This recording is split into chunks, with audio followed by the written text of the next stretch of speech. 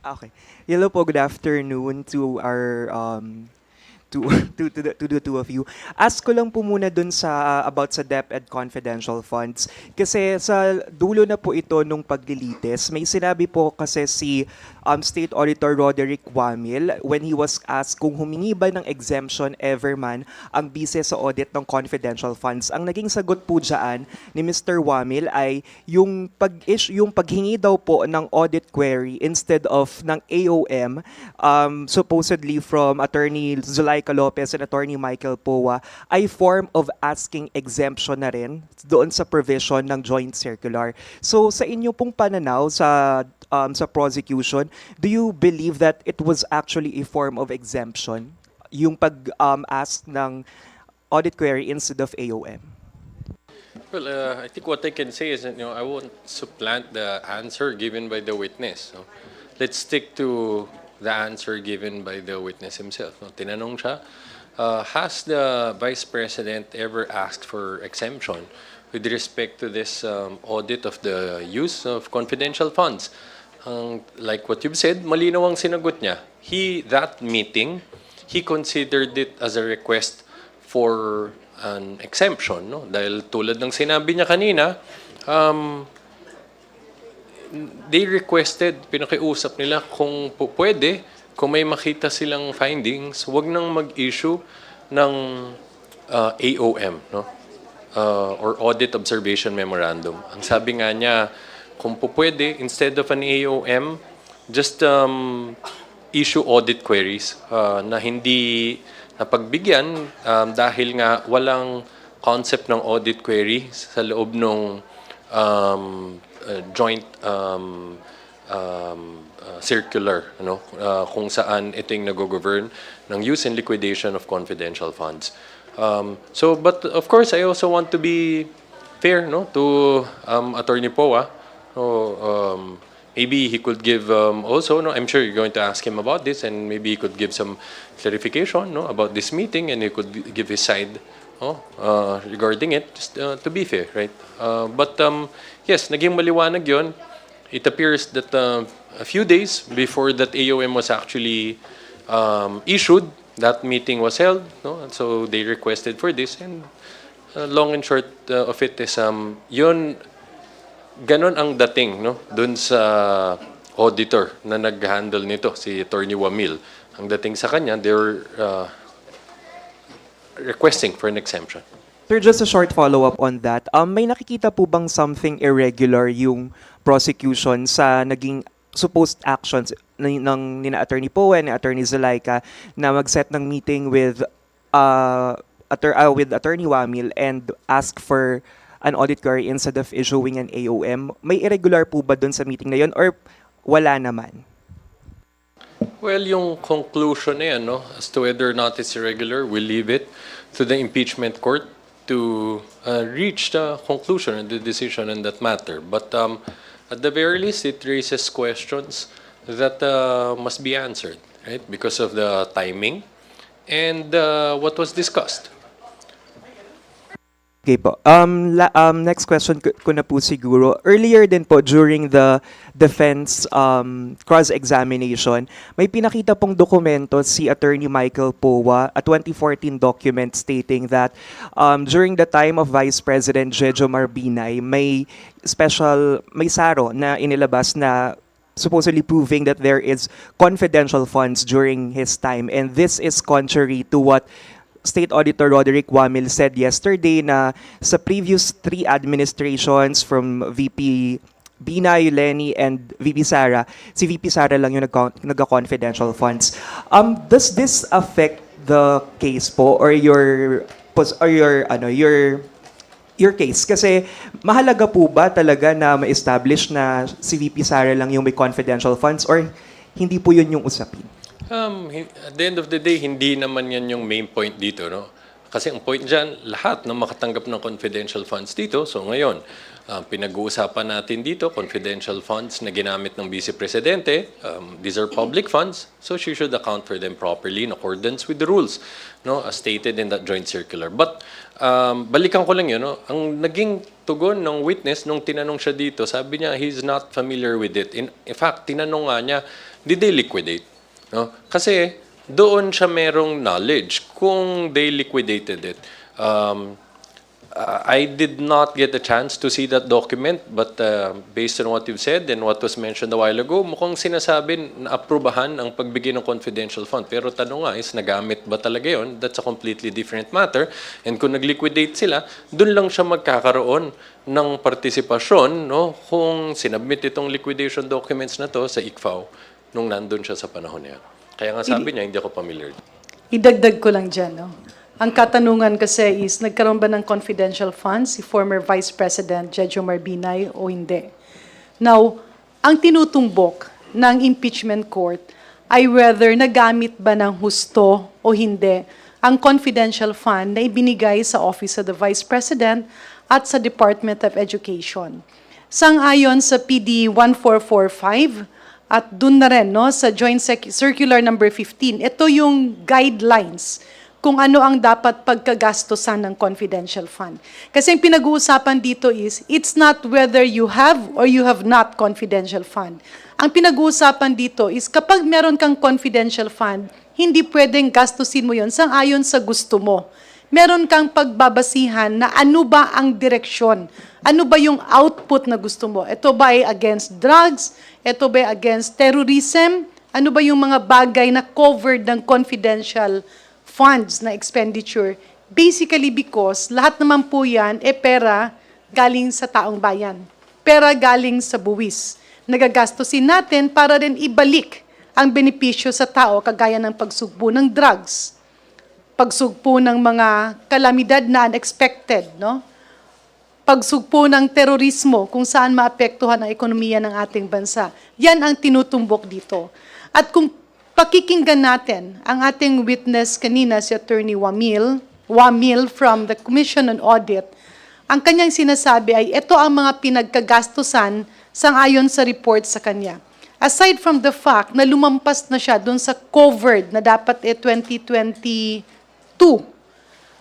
aside from the fact na lumampas na siya dun sa coverage, ang tinutumbok niya ginamit para sa gamot, hindi makita yung accomplishment report na pinagkagastusan. In fact, ang naaalala ko dun sa words is, ang paggamit ay parang MOOE o yung mga gastusin sa loob ng opisina mo, which is different from a confidential fund. So again, ulitin natin, hindi issue dito na, well, it's still an issue, maliit na issue, kung meron ba o wala ang former Vice President sa personal kong pananaw. Pero bilang ang prosecution, at bilang parte ng Kongreso is now standing as part of the prosecution in the Senate Impeachment Court, ang pinag-uusapan dito, ginamit ba sa tama? Meron ba talagang pinagkagamitan? Saan ba talaga napunta? Kanino ba talaga napunta? Or ito ba biglang naglaho? Yan po ang tinutumbok ng impeachment court. Yes, Garin. Kasama rin po natin ngayong hapon si Congressman Terry Ridon ng Bicol Soro Party List, miyembro po ng House Prosecution Panel. Good afternoon, Kong Terry. Sige po, magtuloy lang po yung mga tanong. Ann? Yes po, good afternoon po. Ann Soberano po of Bombo Radio. Sir, just want to ask lang po ang assessment ninyo sa naging cross-examination kanina ni Attorney Powa ng defense kay Mr. Wamil. Sa tingin niyo po ba may naipakitang mahalagang punto ang depensa? Siguro ako na muna dahil ako po yung huling dumating. Una ho sa lahat, yung po binabanggit ni Attorney Capuna na scam, yung pa rin ho yung pagtingin ho namin, na ilantad ngayong araw po na ito, yung pong pagiging scam, iskandalo, nito pong confidential funds misuse. Nakita po natin yung pattern ng maling paggamit, yung pong mga peking mga pangalan. Nakita po natin na yung pong pera, hindi po ginamit para sa confidential expenses, hindi po nila maipakita yung pong confidential activities na pinagamitan po ng pondong ito. Nakita po natin na yung pong mga rewards slash cash, rewards slash medicines, rewards slash various supplies ay hindi po pinayagan ng Commission on Audit. At the level of the Commission on Audit, proper. Kaya pwede ho natin sabihin, katulad na binanggit ho previously ni Congressman Joel Chua, na this is akin to the fertilizer fund scam. But more importantly, we can say today na ito po ay katulad ng Napoles PDAF scam. Sa Napoles scam, mga kaibigan, na pinag-usapan po natin doon, ghost NGOs, ghost beneficiaries, malalaking pera na hindi ho natin nalaman kung saan po napunta. Ganon po din yung nangyari po dito. Malalaking encashments ng pera, 125 million pesos.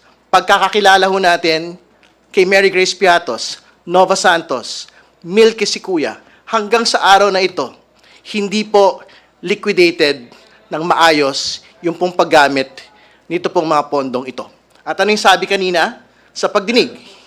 Pagka hindi po tama yung liquidation, there is a prima facie view na ito po ay pinera nung pong mga involved po ng mga matataas pong opisyal, head of agency, katulad po ni Pangalawang Pangulong Sara Duterte at yung kanya pong mga kasama sa OVP. So sa dulo-dulo ho, the burden is not on the prosecution at this point. The burden of evidence is already on the defense. Kasi the presumption exists today. And for as long as it is unrebutted, yung pong paliwanag nila, for example, na preliminary lang naman daw yung pong AOM, preliminary lang naman daw po yung notice of disallowance. But we will go to the final point. Meron pong desisyon yung Commission on Audit proper. Pinasosoli na po ang Pangalawang Pangulo at ang kanya pong mga kasama ng 73 million for the 2022 OVP confidential funds. At yung susunod pa ho, yung pong balanse ng 448 million para sa 2023 confidential funds. So tama po si Attorney Kapunan kanina. This is a scam. This is a scam similar to the agricultural fund scam. It is similar to the Napoles scam. At alam po natin yung naging ending doon. May mga nakulong po ron. May mga napanagot po ron. Okay. Han? Okay. No, Haji? Yeah, just- Ay, si Attorney Yeah, Jay muna. very quickly also, just to add, sa tingin namin, lalo pang napagtibay yung testimonya ng aming testigo, no? Dahil hindi naman nabutasan. In fact, maraming bagay na linahad niya sa direct examination na hindi na natanong, no, on cross-examination, no? Tulad ng hindi na na-question kung totoo ba yung naging malinaw na partisipasyon ng Vice Presidente sa paggamit at pag-liquidate ng mga confidential funds nito na pinatutunayan nung napakaraming dokumento na inisa-isa kanina ni Attorney Kapunan na nagpapakita, no, madaming approval certifications signed by the Vice President herself as the head of the agency, no, of both Office of the Vice President and Department of Education. So that they didn't even touch upon this issue.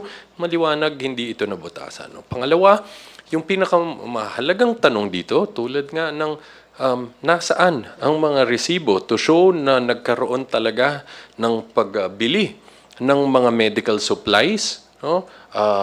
Hindi yan, they didn't even touch on this matter, no? Paano nangyari? Within 11 days, inubos yung 125 million pesos. In 11 days, rentals amounting to average of, if I'm not mistaken, around 2 million aggregate per day. No? Nakita naman natin, hindi na yan nausisa pa. No? So, it means, no, the testimony of the witness on this matter stand. All right. Haji, your turn. Good afternoon po, Haji, Brigada News FM. Follow-up lang po doon. Kasi parang may binabanggit kanina si Attorney Powa na, may tanong siya doon sa witness na bawal bang gastusin yung confidential fund sa loob ng 11 araw? And I think parang sumagot po yata na hindi. Yung witness. Tama. I think hindi yun ang issue doon, ano? Hindi naman namin sinabi kahit kailan na bawal gastusin yan ng 11 days. Ang katanungan dyan is, napakita ba ng Vice Presidente, no, na justify ba niya na kung paano nila inubos itong 125 million pesos just in 11 days no? In a way na consistent dun sa joint circular, no? Kung saan nakapaloob, ano lang yung specific authorized uses, no, of these confidential funds. Yun naman ang tanong doon, no? Paano nyo yun inubos in 11 days? Napakita ba nila, no, na na-liquidate nilang tama, no, na-account nila yan? Paano nila ginamit yung 125 million? As tulad nga ng sinabi kanina, among those expenses, no, 11 days, around, if I'm not mistaken, aggregate of total of 2 million per day, no, for rentals. That's per day. That's not per month, no? That's per day. Yung ano po, it was observed kanina, they did not delve that much or sabi nyo nga kanina hindi na-touch yung sa expenses, yung mga resibo, hindi po na ipaliwanag. But what does it say nung hindi rin po nasama rin sa cross yung mga discrepancies sa petsa? Like for example, yung sa coverage nga po na dapat 2022 pero 2023 yung nakita po sa acknowledgement receipts. Well, I guess because it's very difficult to contest them. The documents speak for themselves. Clear. Hindi lang minsan nangyari, napakadaming beses nangyari. Ang katanungan kasi dyan, no, usually kapag nagkakamali ka ng petsa, ng year to be exact, kailan mo ba nagagawa yan? Doon sa December? Or pag lumagpas ka na, handun ka na sa January, minsan na ilalagay mo pa yung previous year, no? Pero dito kasi 2022 supposedly ginamit itong mga to. 2022 supposedly na-execute itong acknowledgement receipts, pero makita natin 2023 in dates. So yun yung mga tanong doon, no, na kailangan din harapin. Bakit nagkaganon? Napakadami nila, substantial number of the acknowledgement receipts on date ay 2023. Kung titingnan kasi natin, malamang makikita rin ng Senate Impeachment Court. May posibilidad ba na ito ay hinabol? Alam naman natin sa gobyerno may tinatawag tayong longest day. Na pagdating ng katapusan ng taon, hindi mo na yan magsasara. Meron pa yung 15 days, may tinatawag na longest day. Subalit, kung longest day yon, it will still fall on 2022. Hindi siya 2023. So, marami ang pwede. Kaya nga, magandang matingnan din ito. Ito ba ay hinabol? Dahil kailangang i-justify kasi nga cash advance siya eh. So ito rin yung mga bagay na dapat pagtuunan ng pansin na hindi porket binigyan ka ng pondo ng gobyerno, your office can do anything you want about that funds. Meron tayong mga batas na sinusunod, may mga guidelines kung saan yun ang dapat paglaanan ng gastos, at merong mga output expected for every peso and centavo being spent. Kaya maganda na nauungkat ito ngayon, magandang matuldukan, magandang makita yung accountability ng kung sino mang involved, at ang napaka-importante, this trial will open the eyes of the people na dapat nagbabantay tayo kasi hindi pwede maulit ito. There you'd like to add? Okay. Last na lang po. Palagay ho ninyo, may bigat pa kung halimbawa po na when it's their turn to present their evidence, mayroon silang halimbawa ipakilala na Gabriel Bisaya. May maipakilala po sila na Miko Harina, Alejandro Piquit, or kung sino man po yung tunay na tao na nasa likod po noon. May bigat pa po ba yun kung makilala yung personality sa likod po noon? Or mas matimbang po ba ngayon yung paraan ng paggastos? Like for example, yung 70,000 po kay Mary Grace Piatos na for medical expenses yung binayad as a reward. May bigat pa rin, no? Bakit? Una, andun na nga yung pinag-uusapan na tama ba ang purpose, no? Gigamit ba siya sa asa siya kinahanglang gamiton? No, example, kung sa isang bayan, may pondo ka para ibili ng bigas at pamigay sa tao. Ngayon, binili mo yan ng toilet paper para gamitin sa sariling banyo ng opisina mo. Tama ba o mali? Siyempre, mali. Pero, pag may iprinisintang tao, mas madudugtungan ang kwento. Kung talaga ba siyang ginamit sa isang bagay na dapat pagkagamitan. And I'm not sure, it might just strengthen the claims of the prosecutors. And to add, Bottom line is kahit na may humarap dyan, tulad nga ng sabi mo, papakilala siya. Siya si Andy Lim. Andy Lim, Pikit, Piatos, Mary Grace Piatos. And let's be specific, Mary Grace Piatos. Sabi niya nakatanggap 70,000 no, for medicines. But tulad ng sinabi ng witness, mahalaga dito, mapakita, since supposedly bumili daw ng medicines, nasan yung official receipts? Nasan yung sales invoice? Oh, kasi yun ang kailangan mong patunayan. Kailangan mong i-liquidate yun. Kung talagang sinasabi mo, ang unang-una, may question, pinangbayad mo ng information, medicines. No? But let's assume... Attorney, baka po kasi nung ininom yung gamot, nasamang mainom yung resibo. No? So, let's assume na mayroong humingi no, ng kabayaran sa information, pinambayad niya, hiningi niya medicines. So, but at the end of the day, yun ang importante doon. Patunayan mo no, na talagang meron kang biniling medicine. Hindi mo naman hingin yung OR kay Mary Grace Piatos. No? Ang pagkukuhanan mo yan, yung butika na pinagbilan mo ng gamot na supposedly binigay mo kay Mary Grace Piatos. Well, mahalaga din po yung pagsipot ho nila eh. Kung sino man ho yung totoong tao sa likod po ng Mary Grace Piatos. Kasi nga, kahit may pasulpot ho yung tao na yon, kailangan pa rin ho sagutin yung ilang mga particular na tanong. Una, ano yung relasyon nito pong pagbabayad ng reward doon po sa confidential activity na pinag-uusapan? Yun po yung unang kailangan ipakita eh, para dito sa bagay po nito. Pangalawa, kailangan po ipakita ano yung resulta nung pong confidential activity po na ito. So, yun ho naman yung sinasabi, bakit ho disallowed in audit with finality. Ito po mga rewards po na ito. Kasi hindi po napakita yung dalawang bagay na yan. So, even if sumipot si Mary Grace Piatos, that is the exact same standard na hihingin po mula sa kanya. Ano yung confidential activity? Ano yung resulta ng confidential activity? Bukod pa syempre dun sa binanggit na po kanina na asan yung gamot?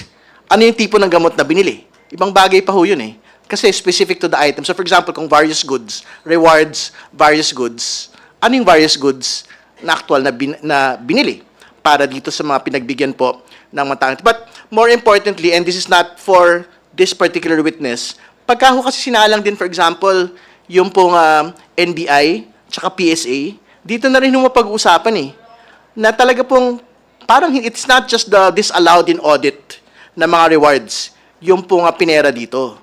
Kasi katulad ng sinabi ng NBI during the House Justice Committee proceedings, para isang grupo lang o isang tao lang yung pong pumirma para doon sa mga acknowledgement receipts. So, ibig sabihin, even the acknowledgement receipts outside of the rewards na disallowed po in audit, like rewards, cash, rewards, medicines, rewards, various goods, everything outside that na acknowledgement receipts, subject to question na po yun.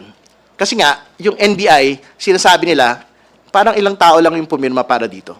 Hindi ba? And siguro sa final point, before the next question, very important po na maglinaw tayo kasi pinagbabangga po ng mga supporters ng ating pong pangalang Pangulo, yung usapin po ng COA findings at yung pong kapangyarihan ng Senate Impeachment Court to separately and independently exact accountability from the Vice President.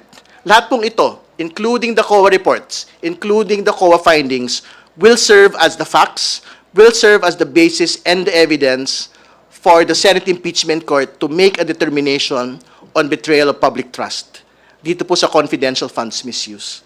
So, ibig sabihin, kahit sabihin po nila na, okay, yung pong 2023 confidential funds ay still pending, pwede po hong iapila sa COA proper, or ito pong 2022 na final decision ng COA can still be appealed to a higher office like the Supreme Court, the facts remain the same.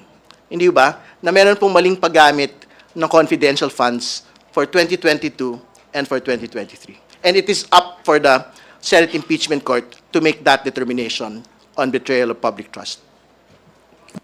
All right, Lenesca, your turn. Good afternoon po.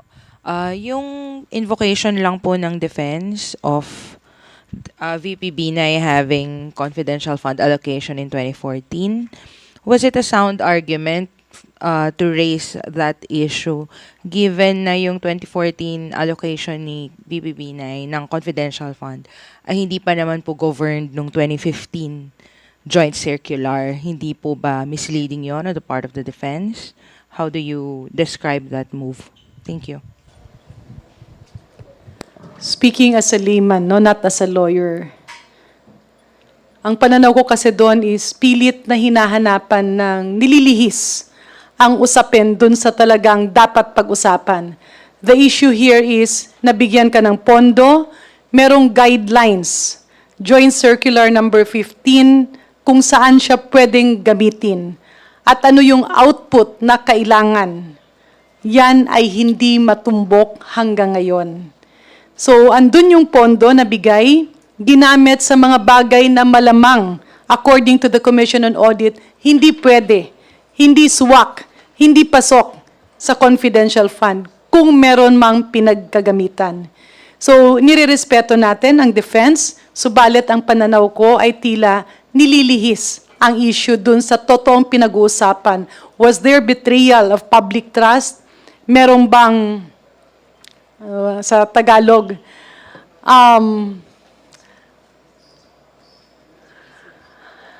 nanggaling kasi ng Iloilo, nakalimutan ko ng mag-Tagalog. No? Pero ibalik natin, bringing it to the point of contention na ipinapasok ang usapin ni Vice President Jejo Marbinay. Again, nililihis yun eh. Kasi ang pinag-uusapan dito, ang accused ay ang ating Vice President. Ang issue dito ay ginamit ba sa tama? May pinaggamitan ba? O talagang wala? O hinabol lang ba ang liquidation ng paggamit nito? Yan ang mga tinutumbok ng prosecution, kaya nila tinatanong ang witness. In fairness to the defense, siguro what they were trying to point out is to look for inconsistencies or inaccuracies, no?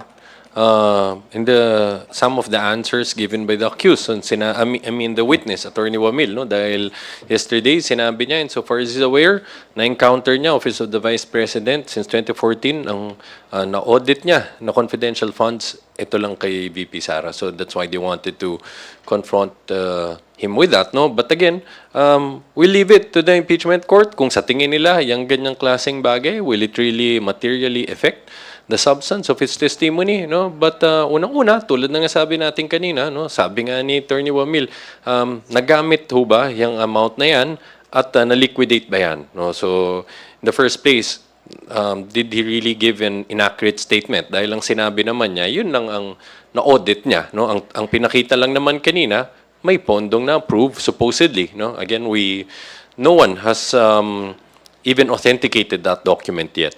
But even assuming it's true, that not necessarily contradicts what the witness stated. But at the end of the day, ang pinaka-importante naman dyan, yung meat of the contention is, regardless kung merong past vice presidents na nakatanggap niya ng issue dito, itong confidential fund na wala ng duda na nagkaroon ng vice president at ginamit ba to sa tamang pamamaraan at na liquidate ba to ng tama?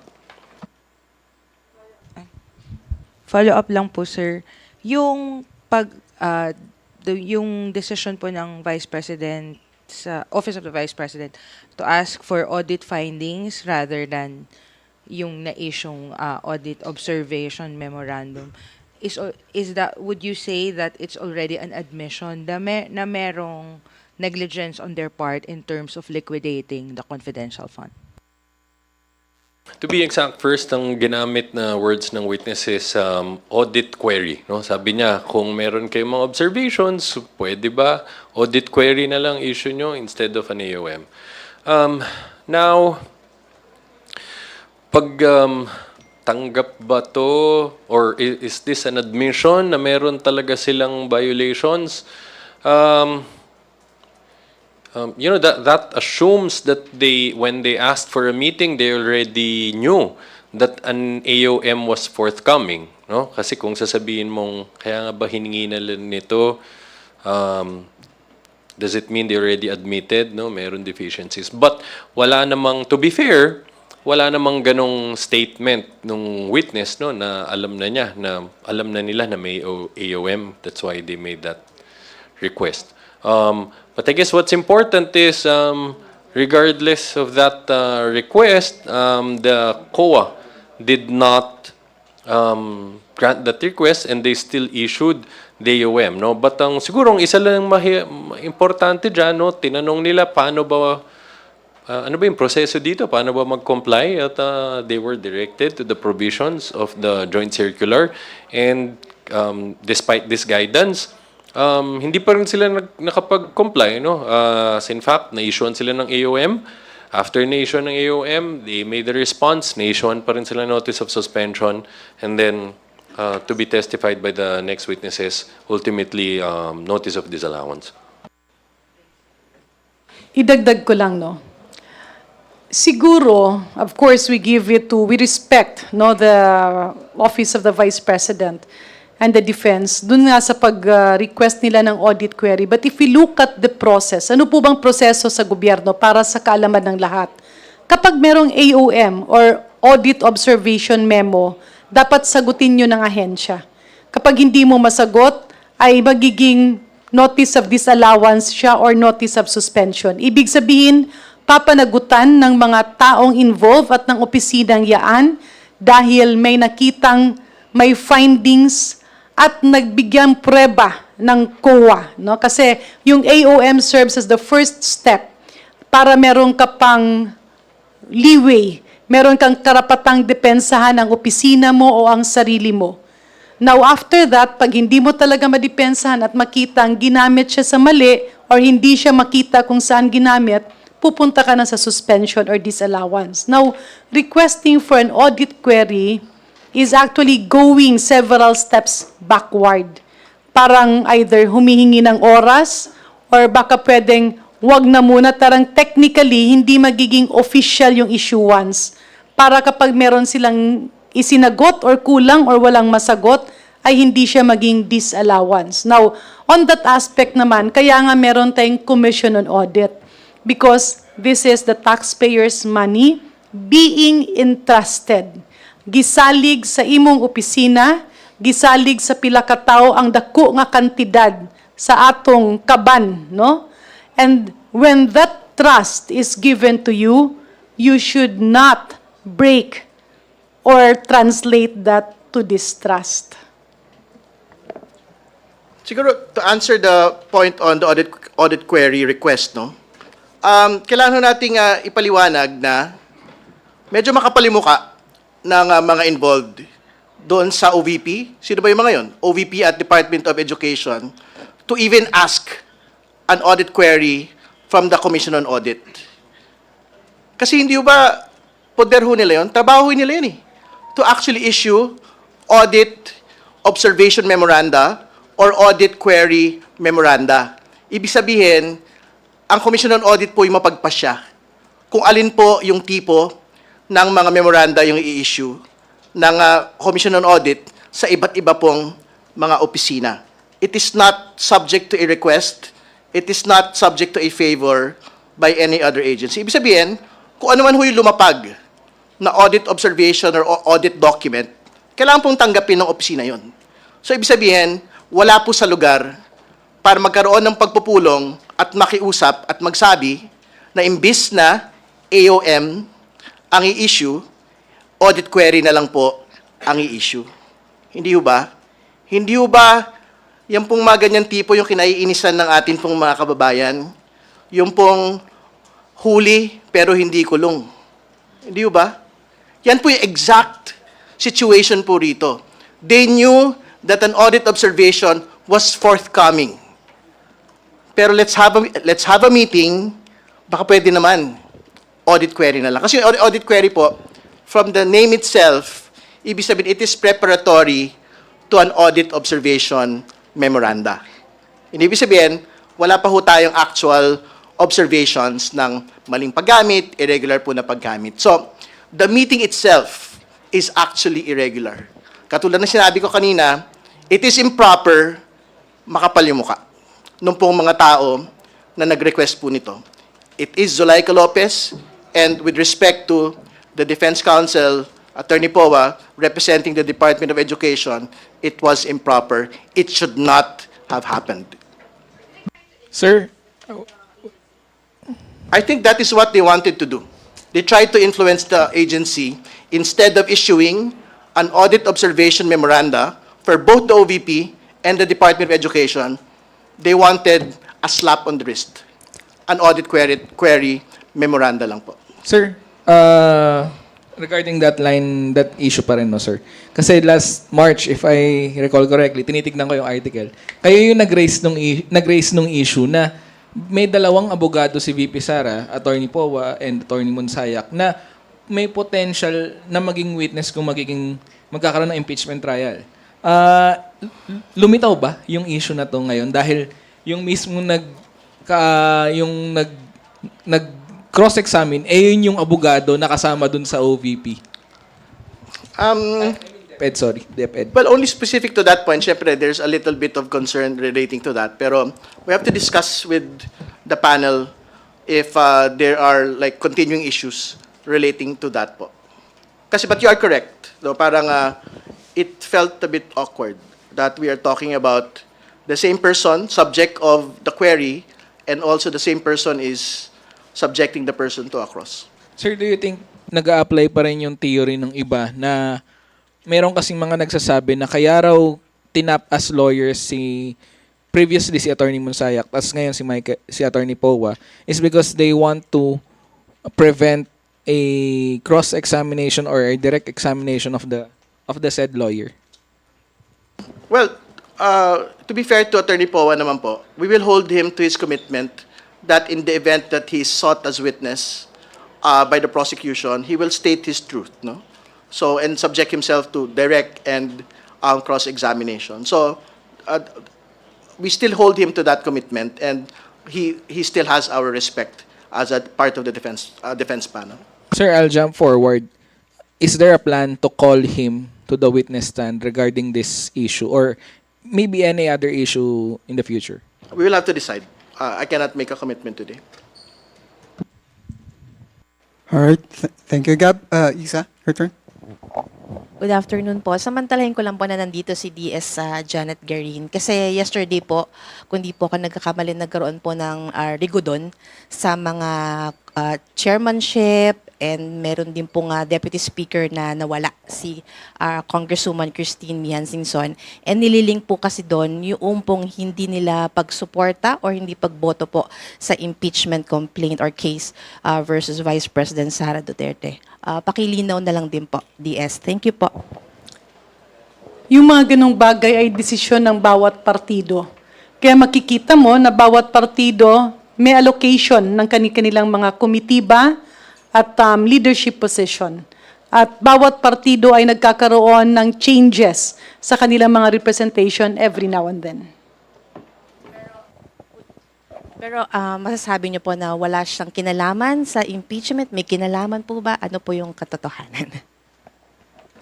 I really cannot comment na may kinalaman at hindi kung hindi siya miyembro ng Partido Lakas. But in the case of Lakas, CMD, meron kami mga miyembro dati na pinalitan dahil merong mga sharing ng kanilang obligasyon. All right. Any other questions? Yung iba pala, lumipat ng ibang partido. So pag lumipat ka ng ibang partido, syempre hindi mo bit-bit ang iyong posisyon. All right. Any other questions related to the impeachment? Siguro kung wala na, let's give our parting word from DS Garin. Anong asahan natin? Anong nais nating iwanan sa ating mga kababayan ngayong araw na ito? Umuulan, bumabagyo ang mga impormasyong ating natatanggap. Pero kagaya ng lahat ng ulan at bagyo, meron ding katapusan ito. And at the end, magkakaroon ng rainbow. Lalabas ang katotohanan, magkakaroon ng accountability. Maraming salamat. On that note, muli po maraming salamat kay Congressman Terry Ridon, DS Garin, and Attorney Jay. Salamat din sa ating mga kaibigan sa media at mga kababayan na patuloy na sumusubaybay sa trial ni Vice President Sara Duterte sa kanyang impeachment. Magandang hapon po sa ating lahat.